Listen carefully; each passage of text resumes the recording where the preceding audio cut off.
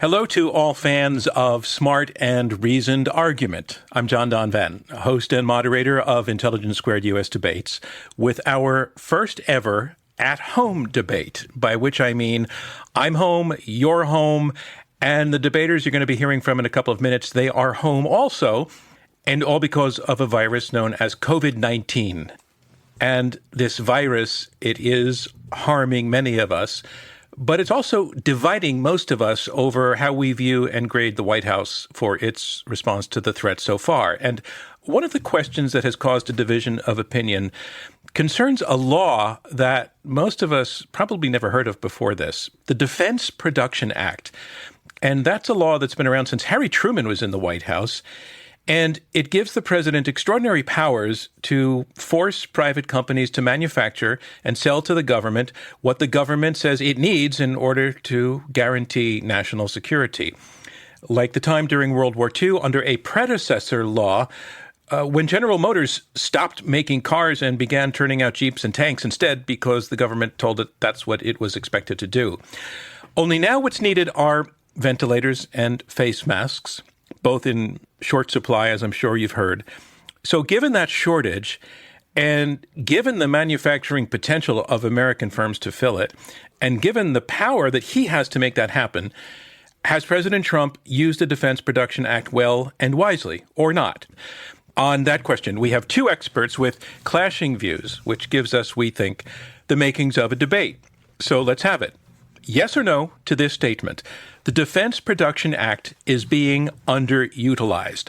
As always, our debate will go in 3 rounds, and then you, our at-home audience, will decide who wins. We're going to have you cast 2 votes, one before you hear the arguments, which will happen in just a second from now, and the other one after the debaters have made their cases. The side that sways the most mind is the side that wins. So to those of you listening by podcast, let's get to your first vote. We'd like you to stop listening, and then wherever you are and whenever you're listening to this, we want you to go to our website, iq2us.org. That's IQ, the number 2, us.org. And click on the debate that says the Defense Production Act is being underutilized, and cast your first vote for that debate. So go ahead and vote. We'll wait for you, and then come back.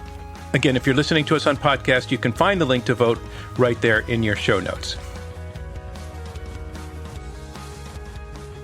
So let's meet our debaters. Arguing for the resolution, the Defense Production Act is being underutilized. I want to welcome to Intelligence Squared, Margaret O'Mara. Margaret, thanks for joining us. Thanks for having me, John. And Margaret, you are a professor and scholar of history. You have a focus on the history of the American tech industry. You are also an opinion writer for the New York Times, and your new book is called The Code, Silicon Valley and the Remaking of America. Welcome to Intelligence Squared. It's great to have you here. Thanks so much. And now arguing against the resolution, which again is the Defense Production Act, is being underutilized, I want to welcome Thomas Spoehr. Thomas, welcome to Intelligence Squared. Thank you very much, John.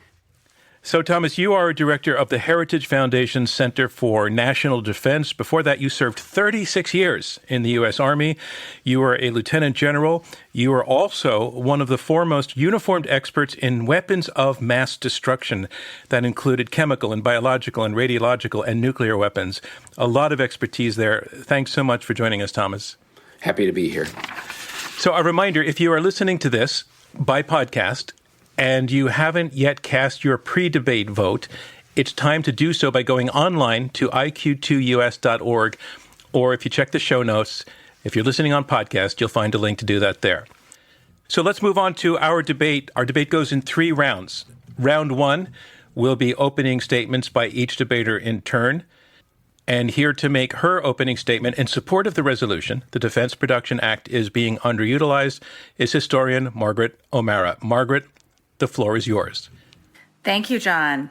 Yes, I'd like to make the argument for why I believe the DPA is being underutilized at this moment of national and global emergency.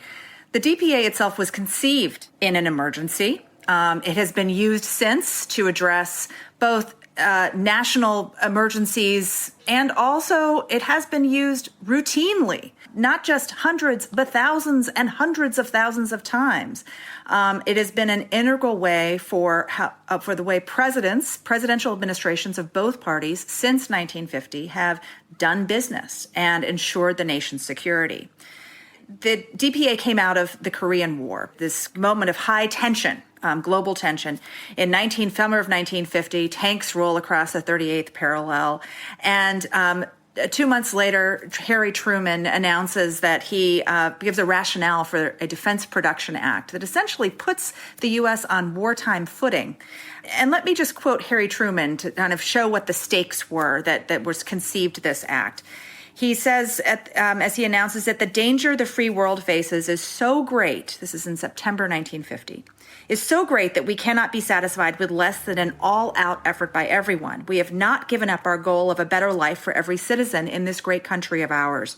But for the time being, we have to make absolutely sure that our economy turns out the guns, the planes, and the tanks, the other supplies which are needed to protect the world from the threat of communist domination. Now, the threat right now is quite different, but the stakes are also high in terms of American health, American economic security, and world security. This is not just an American crisis, it is a global one. And so the DPA is this very powerful tool that presidents have used ever since. And what it does is it's a prime example of how the U.S. government has done business really since 1789, which has been working with the private sector, encouraging, subsidizing, regulating, but also providing incentives for this public sector to work with the government on issues of national importance. The DPA is not a nationalization of industry. Instead, it gives the president and his administration's power to tell suppliers that if they're manufacturing something of concern to national security, they must put some aside for national use and national purposes. For example, not sell all of their supplies of masks overseas. And also it creates very robust incentives for businesses to get in the business of supplying emergency supplies for the U.S. government.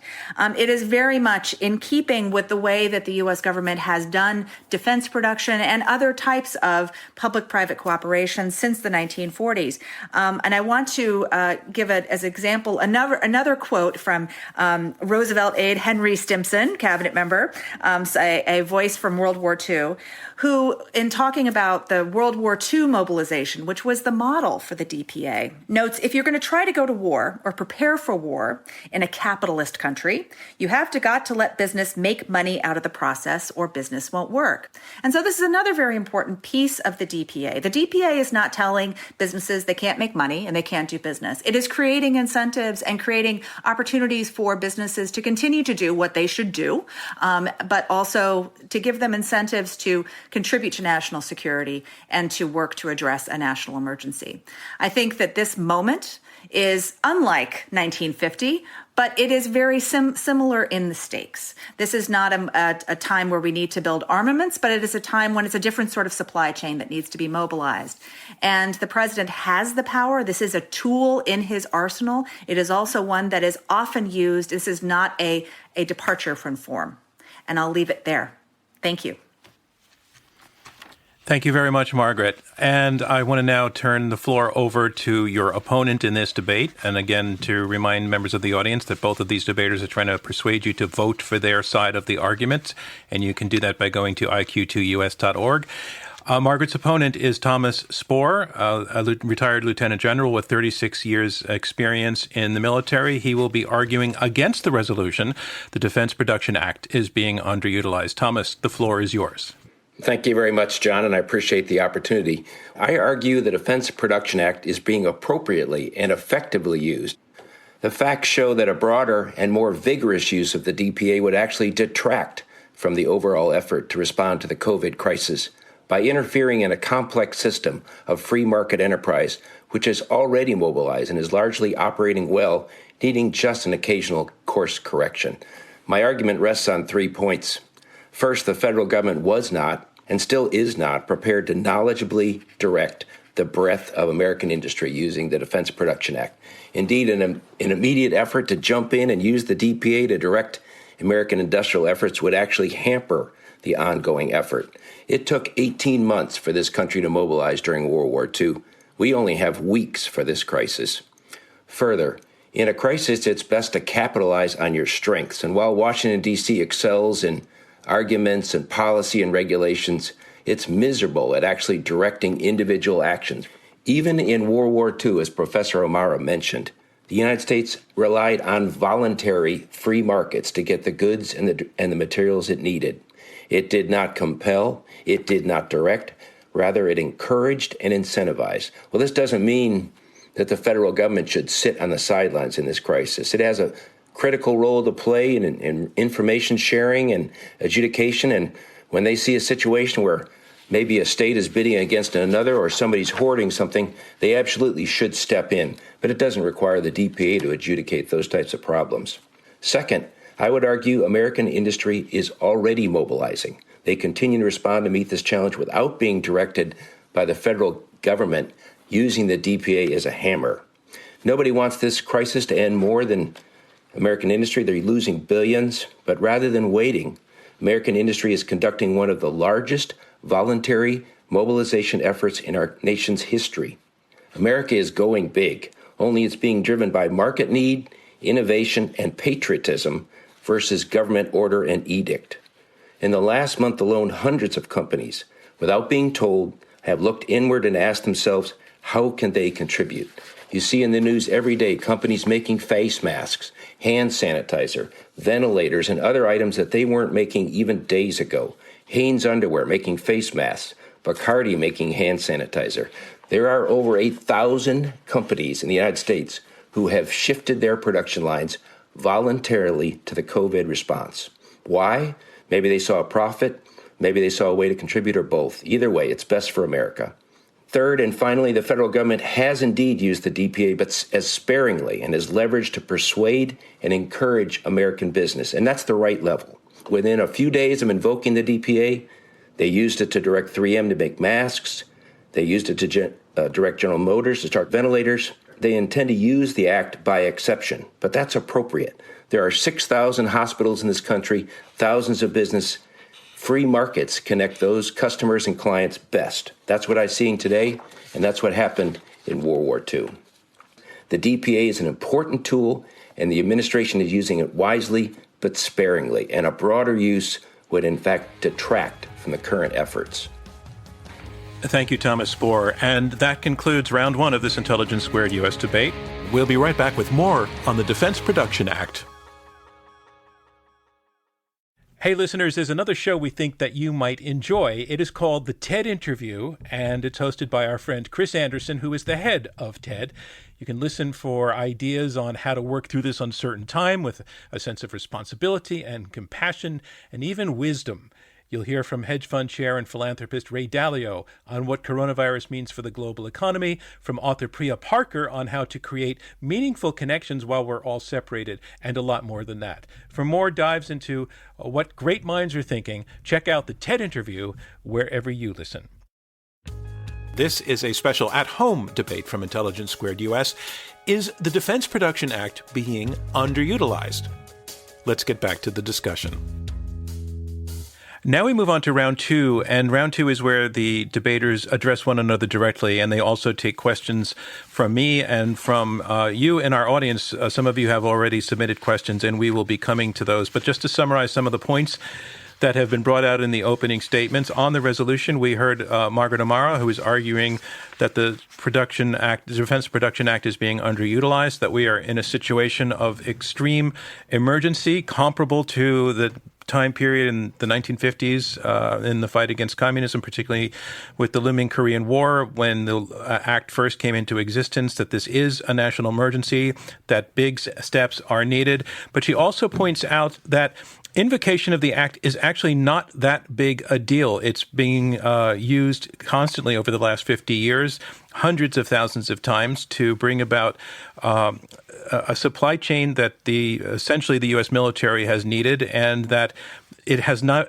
threatened the economy. It has not demonstrated an inefficiency on the part of the government. But this time the stakes are so high that it in all ways calls for invocation of the act on a very big way, on a very big scale, bigger than she feels than the Trump administration has been willing to go so far. Arguing against the resolution, Thomas Spoehr, his point of view is that the act, having been invoked, is being used sparingly and that is about the right amount. It is being used appropriately. He has a concern that the government getting involved in more significant ways would lead to a situation where the government would introduce inefficiencies that I think he's saying the government is very good at, or maybe it should be bad at, that government cannot direct industry successfully, that it's miserable at local decision making, and that the situation should be voluntary. And in fact, on a voluntary basis, we are seeing firms stepping up and trying to find ways to contribute to filling the gaps that are in front of us in this emergency health situation. So I want to dig into some of what the two of you are saying. In a lot of ways, I think I see a lot of overlap and shared opinion between the two of you, but there are some differences. And I want to start by going back to you, Margaret, and taking to you essentially Thomas's point that the quite moderated use of the Defense Production Act so far is about right. And your argument, since it's being underutilized, means there needs to be more use of it. So more where? More how? What would you want to see happening? Well, I would take, this. I think in this case, the sparing use, this is not the time for the sparing use of the DPA, and here's why. It has been extraordinary what American citizens and businesses have done. It's inspiring what people have done, what the sacrifices that have been made thus far for the collective good of the country. And that includes businesses that have been mobilizing voluntarily to switch their production chains, and similarly to what happened during World War II. But during World War II and after, there had to be, it couldn't just be voluntary. I think that when you have a sparing application of DPA and relying on the goodwill and the voluntarism, you don't get the level of coordination that you need. And this is clearly what has been missing in the response to this crisis. We need national level coordination so you don't get instances where different states and localities are out trying to outbid each other for essential supplies. And the thing is that the U.S. government, and particularly the U.S. military, is darn good at coordination and mobilization. We have that capacity. Let me bring Tom into the conversation at that point, because, Tom, in your opening statement, you said the U.S. government is not so good at it, but Margaret is saying the part of the U.S. government that is the military, which you came from, is actually very good at it. What about that? Yeah, so the United States military has a lot of discipline, a lot of organization, and that's useful in a crisis, and so I guess what I would say is you've talked about the need for coordination, and I agree. There needs to be a coordinated effort.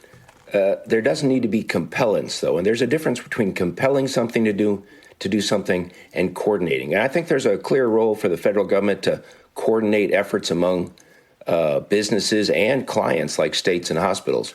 That does not mean that they have to be compelled. And that's what the Defense Production Act is compellence and direction versus informal coordination and talking about where is the need greatest. And I think this country was set up and has run well using voluntary methods, connecting free market customers and producers. And I don't think in this time of crisis that we ought to depart from that tradition. So, Margaret, what I hear there from Thomas is some faith in private industry to figure this out and also to do the right thing.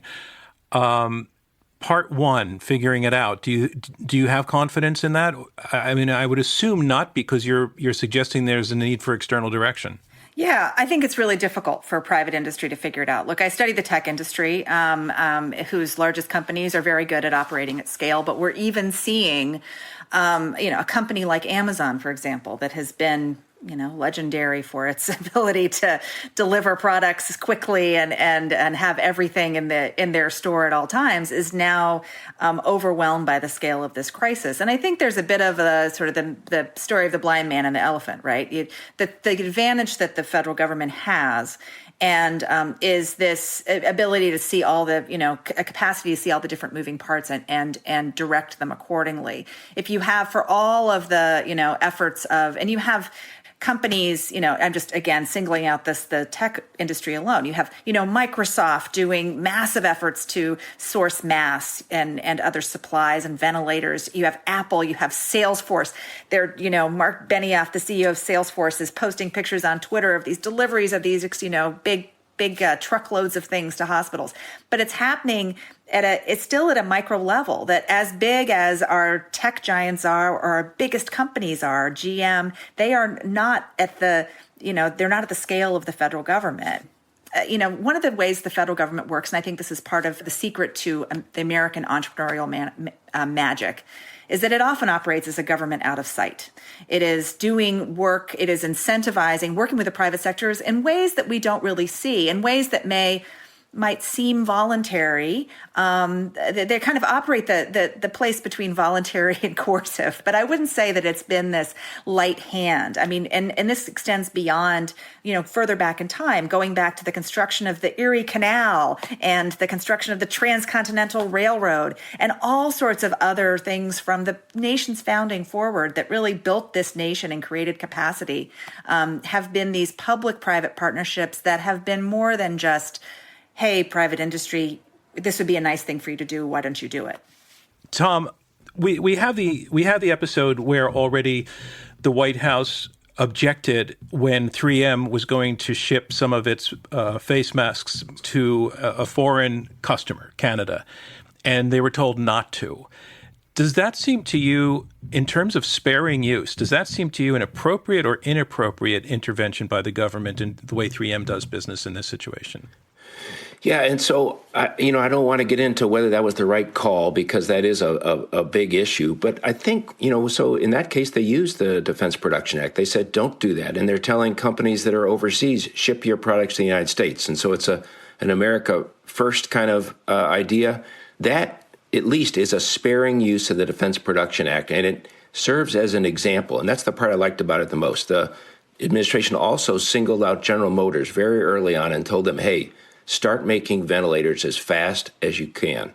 And they, in fact, did ramp up their production. They didn't need to tell the entire industry to ramp up. Once everybody in the industry saw what was happening to General Motors, they all got on board quickly. And that's what I liked about it. I call it the Ned Stark effect. When you cut off somebody's head and put it on a pike, people get that message. And that's kind of what happened here. People weren't sure which way to go. Then they figured out the administration was serious, and from that point on, I think everybody has been much more responsive. So they haven't had to call. They haven't had to use the DPA because people know what can happen if they don't play ball. So that's very interesting. And to those who are not Game of Thrones fans, Ned Stark was a much beloved character who was beheaded, and as pointed out, his head was put on a pike as a warning to all. But I want to take that back to Margaret. So Margaret, this goes to Thomas's opening, that a sparing and incisive use of the DPA is the best way, because you can send messages to sort of encourage voluntary efforts instead, rather than having to go company by company and telling them what to do. It supports his argument that just a little bit is okay. What about that? Well, I think this goes to, the substance of the DPA itself and what it does and doesn't do. And like many other laws in America, programs like it in American history, it's kind of this combination of carrot and stick.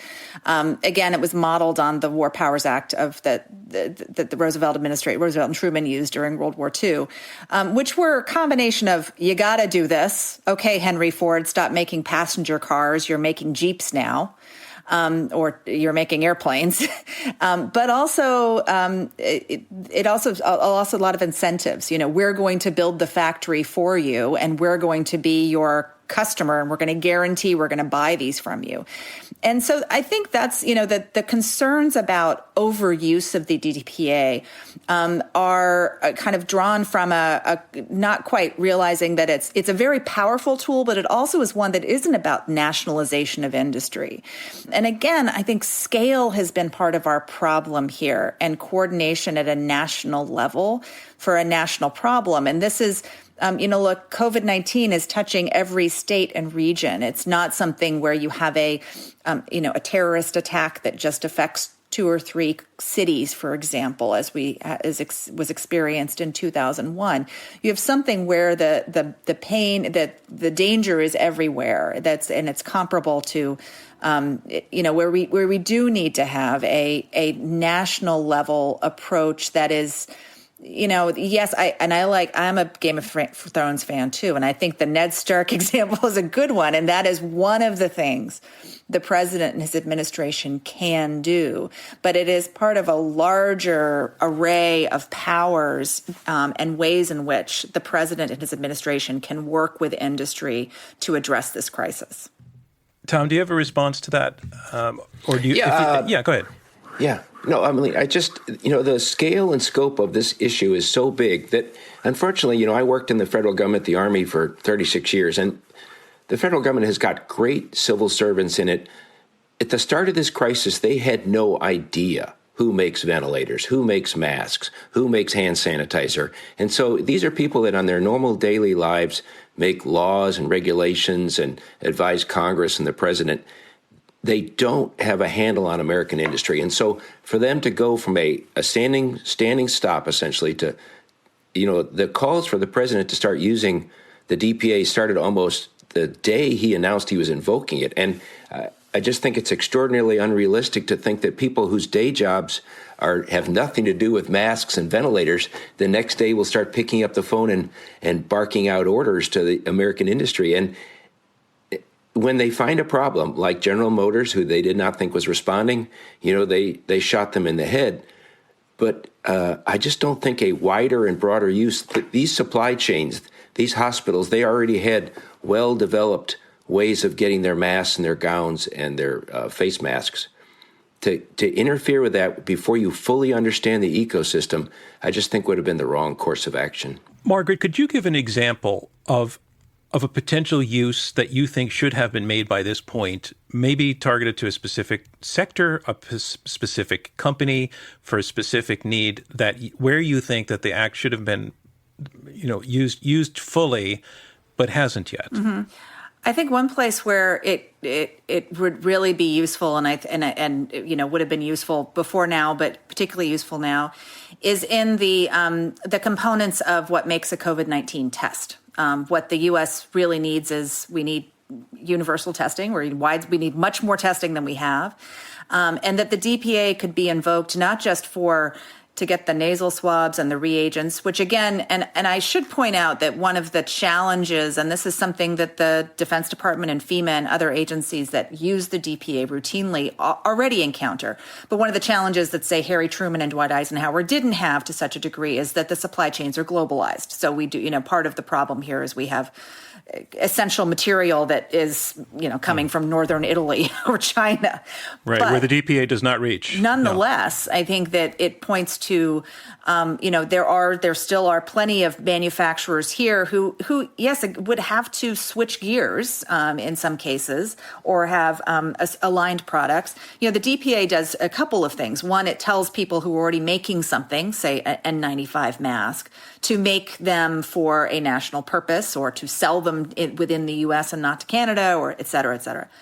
But the DPA really kind of created the military-industrial complex of the 1950s and beyond. It becomes this vehicle for new lines of procurement to contract with industry to build things that they aren't already building. But again, not telling them, stop doing what you're doing. It's creating an opportunity to say, hey, we need all these things. Are you willing and able to do it? And we are seeing industries do that. But I think testing would be a great example where you not only would have not only the components of a test itself, but also could the DPA be used to work with a company that is very good at logistics and, say Amazon, for example, to have testing centers everywhere, or I'm just pulling this out of the hat. But I think there are a lot of creative ways it can be used.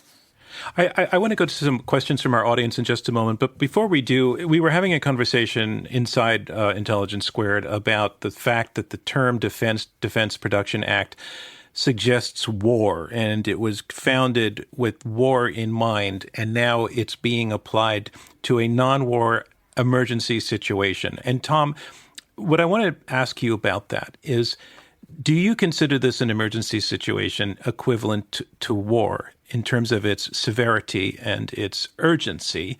And if you would, do you support the use of the DPA in times of actual war or not? Do you have the same concerns that you have in this situation?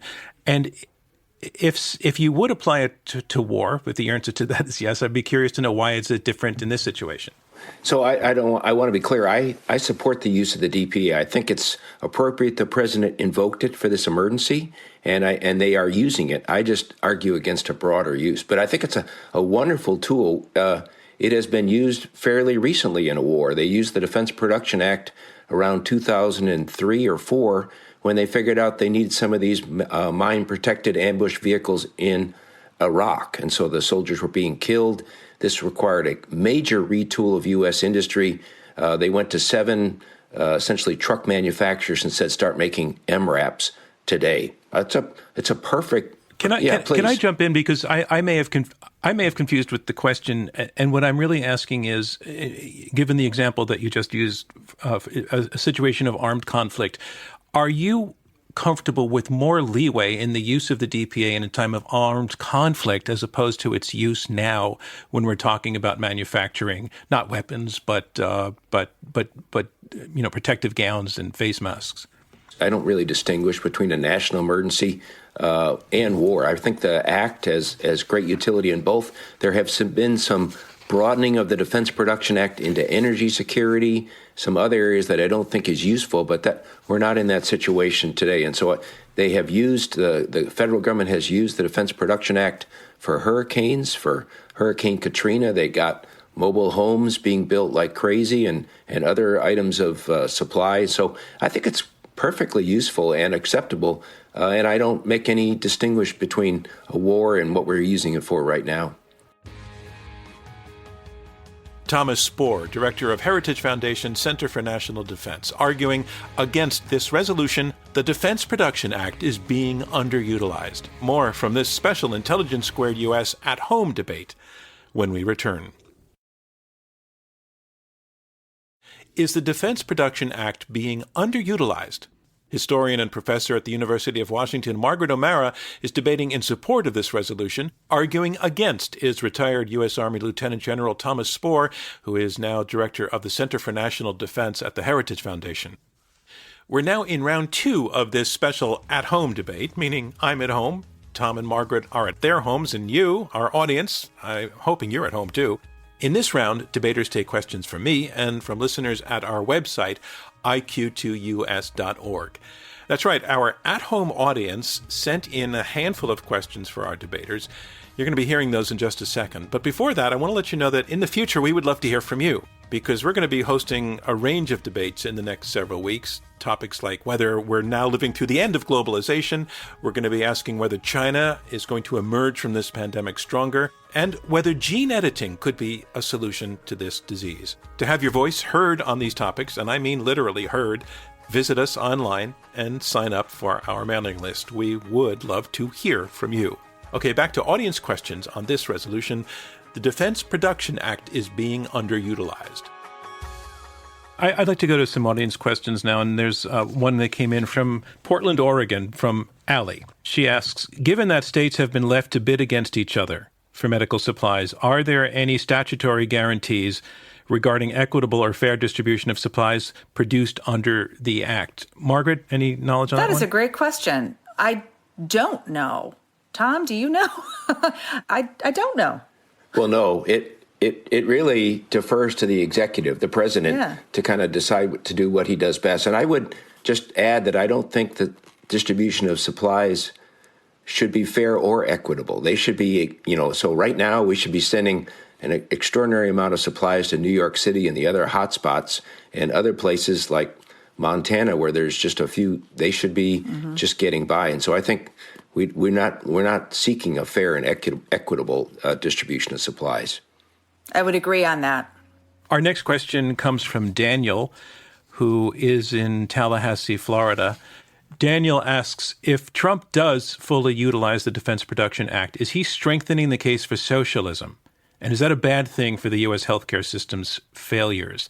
Margaret, you already said the DPA is not nationalization, but I think Daniel's asking a question that is on a lot of people's minds. Is it a step towards nationalization? Mm-hmm. Does it so violate the tenets of free enterprise that it's a step towards socialism? Well, I guess I would turn back to Dwight Eisenhower, who was a proud capitalist, definitely not a socialist, conservative Republican, who was really had a very pragmatic sense of, this is a tool, the DPA and the U.S. government's working with industry for defense purposes. And at the time of Eisenhower's era, it was for, strictly for national security purposes, military purposes, was something that was necessary, that needed to be structured in a way that did not interfere so much in the workings of the private market and private industry, so that it squashed that and effectively nationalized or socialized industry.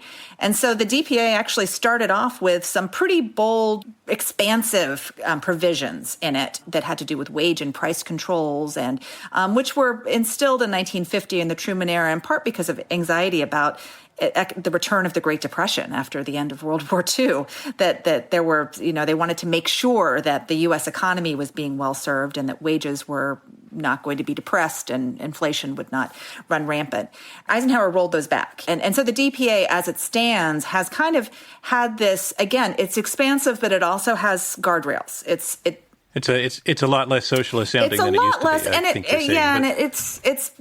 I think to call it a step towards socialism is a misread of it. Well, Tom, what do you think on that question?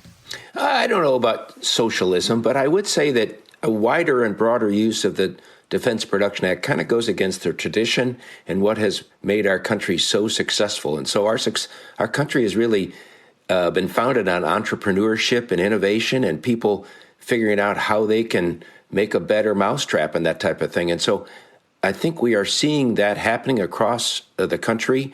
And so I would say not socialism, but a wider broad use of the DPA is not really our hallmark of this country, where customers and producers self-connect themselves in our system of free enterprise. And that's what helped us win World War II, and that's what made this country great. Let's bring another questioner in. Tina from New Jersey.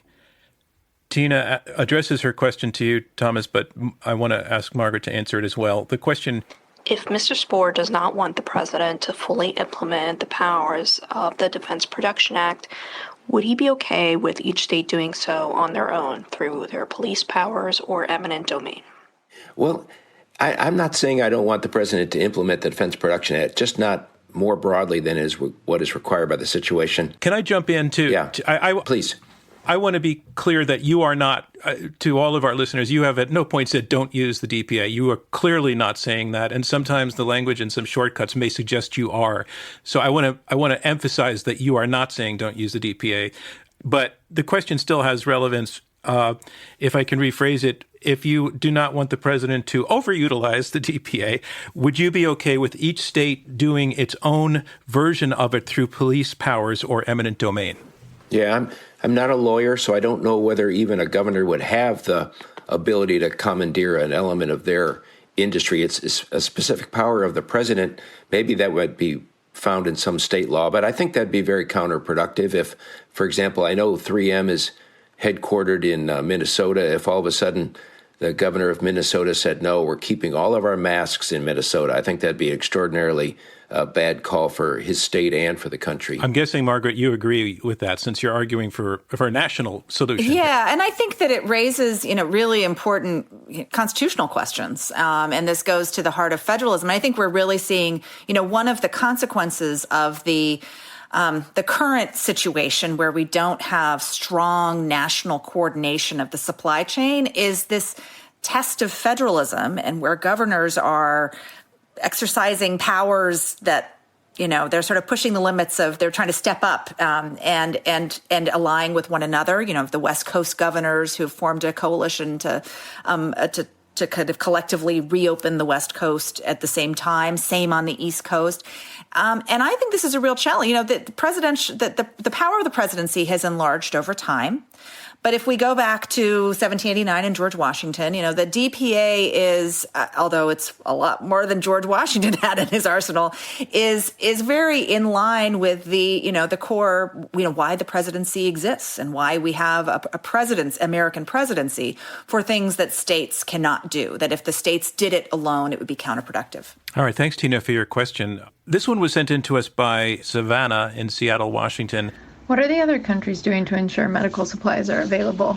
Is there another model we should be looking at? Has either of you looked at what's happened in other countries where industries have the capability to produce these things and the government does or does not have the ability to command those firms to produce what's needed? If we look at China, for example, the Chinese government owns most of the actual manufacturing, so they can give orders right away. That situation is not going to be reproduced in a lot of other places. But looking overseas, are we seeing something that works better than what we're doing right now with the DPA invoked and used to the degree that it is or is not? Yeah, well, with the caveat that I'm a specialist in American history and American politics, but the great irony is that the U.S. used to be the best in the world at this sort of thing, and still, I think, has the capacity to do that. And for so long was the world leader and kind of leading the rest of the world and responding to emergencies overseas very effectively. I think one place to look at is not China, as you observed, but Taiwan. Taiwan has done a remarkable job and really a very preemptive job. I have friends who've been living in Taiwan during this pandemic, and they describe what the testing regime and the taking your temperature every time you pass a doorway of anything, how that's been in place for so long, and a system set up in an economy that is different than ours, but also not China. I don't know if we have a perfect comp elsewhere in the world. I think countries everywhere are struggling. And part of the challenge, too, is the globalization of supply chains. The question also points to a bigger question that all of us must grapple with, wherever we stand on the DPA, which is, or the use of the DPA, is that this is a global pandemic with a global supply chain, with global impacts. The U.S. is suffering, is experiencing what it is because it's a globally connected society. I'm here in Seattle, which was an original hotspot, in part because we have SeaTac Airport with all of these long-haul flights coming in from all over the world. So we need to recognize that is, and internationalism is something that came out of the crisis of World War II and the Cold War. And I think we need to recognize that there are these interconnections, and we are operating at a global scale, not just a national one. Well, it certainly complicates it. And I want to bring the question back to Tom, where Margaret said she doesn't think there's a perfect comp or a perfect example of how we could be doing it differently. But do you agree? Do you see anything out there that serves as a model or a place where we can take lessons from? I think the model on how this should be done can be found in the United States. I mean, when you saw the reports of the crisis in Bergamo in Italy, you didn't see anything about a national Italian stockpile being sent to Bergamo or Lombardy to help with it. And that's because Italy doesn't have a national stockpile of ventilators. We, in fact, when this crisis kicked off, had at least 18,000 ventilators sitting in our national stockpile and tens of millions of masks. Now, we're going to look back and we're probably going to say that wasn't enough, and that's probably correct. I wasn't really sure how medical equipment worked, so I looked it up. And the requirement is that employers are supposed to provide their employees the necessary protective equipment for whatever their job is, which means that United States hospitals are supposed to have a sufficient stock of protective equipment to provide their employees. And so is it easy to keep that number of supplies on hand in an average U.S. hospital? I'm sure not. I think most U.S. hospitals are operating right on the cusp of insolvency or profitability. But nevertheless, I think if you're looking for an example, I think the United States is about the best you can find in terms of a country that responded well to this crisis. All right. I want to thank our audience members for their questions, and that concludes round 2 of this Intelligence Squared U.S. debate, where our resolution is the Defense Production Act is being underutilized. Now we move on to round 3, and round 3 is where each debater briefly makes a closing statement, once again to persuade you to vote for their position on this resolution. Margaret O'Mara will go first, arguing for the resolution. Margaret, the floor is yours. The president is underutilizing the Defense Production Act, and here is why. Over the course of the last hour, we have talked about how it has been used in the past, not just in times of dire national emergency, but as a almost routine process of government that the Defense Department chiefly, but other agencies too, have statutory authority to work with industry to address supply shortages and demands for national security needs. Those national security needs originally were just for military purposes. They have been expanded to include natural disasters and public health crises just like this one. This is a crisis that the DPA was designed for. And yes, the president has invoked it. Yes, he is using it. But as my opponent observed, he is using it sparingly. This is not the time for sparing use of the DPA. The DPA is something that does not present a danger of nationalization of industry. It is not a step towards socialism. It is a tool in keeping with the way that this country has been made great. The entrepreneurial spirit of this country has been the product of not just the workings of the free market, but also the workings of governments, the federal government, national and local, working with industry to encourage, to incent, to subsidize, to encourage the private sector to work with the public for the common good.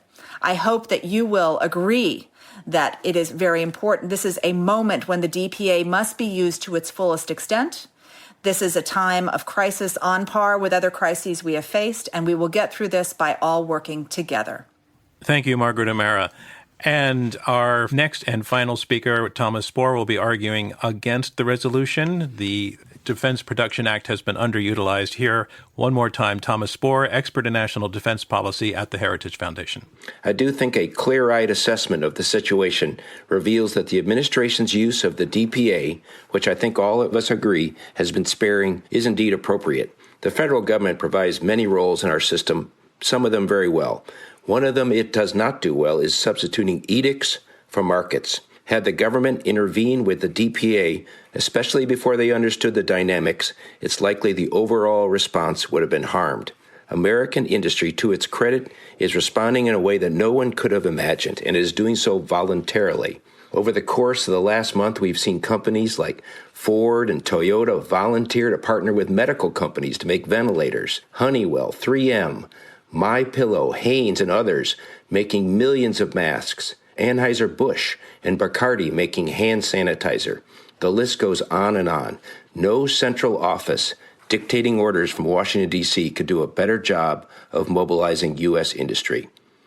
As the book Freedom's Forge, the story of America's industrial mobilization in World War II points out, it was no coincidence that no other wartime economy depended more on free enterprise than America's, and that none produced more of everything in quality and quantity. So again, ladies and gentlemen, the correct vote is to vote against the resolution that the Defense Production Act is being underutilized.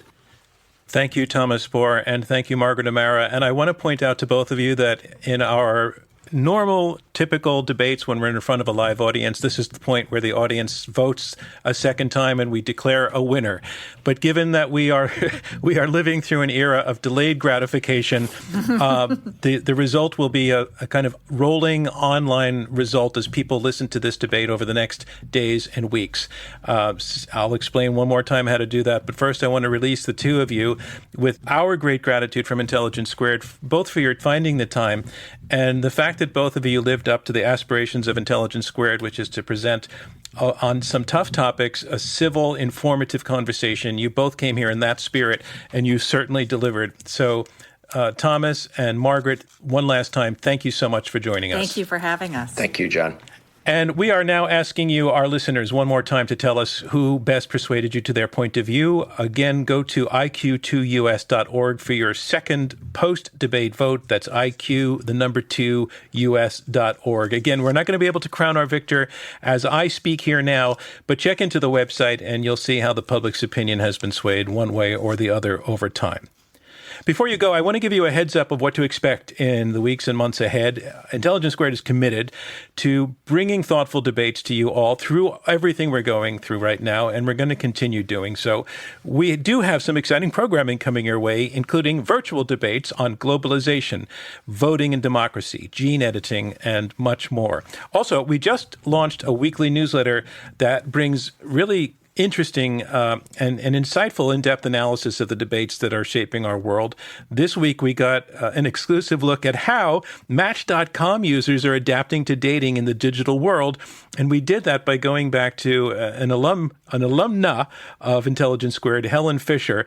We debated the impact of online dating on romance a while back. Helen was one of our debaters. Well, we caught up with her and also her debate opponent, Eric Kleinenberg, about that debate. And they talked with us now about how love is changing in the time of social distancing. So you can subscribe to that newsletter and check out that article and that conversation by going again to iq2us.org. I want to thank you for joining us. I want to thank everybody who took part. I want to thank our staff for making this happen.